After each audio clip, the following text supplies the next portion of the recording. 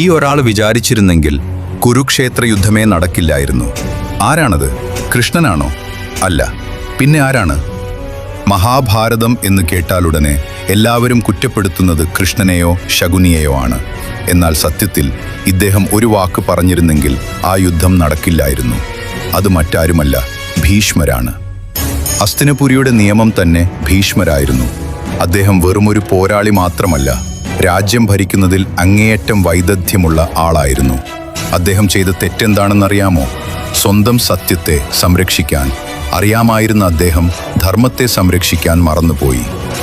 സഭയിൽ വെച്ച് ദ്രൗപദി അപമാനിക്കപ്പെട്ടപ്പോൾ അവിടെയുണ്ടായിരുന്ന ഏറ്റവും ശക്തനായ വ്യക്തി ഭീഷ്മരായിരുന്നു.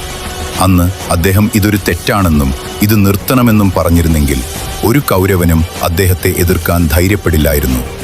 എന്നാൽ അവസാനം വരെ അദ്ദേഹം പുലർത്തിയ ആ മൗനമാണ് ഇത്ര വലിയൊരു വിനാശത്തിന് കാരണമായത്. ഇതിൽ നിന്ന് മഹാഭാരതം നമുക്ക് നൽകുന്ന പാഠം ഇതാണ്: ദുഷ്ടന്മാരുടെ അക്രമത്തേക്കാൾ അപകടകരമാണ് നല്ല മനുഷ്യരുടെ മൗനം.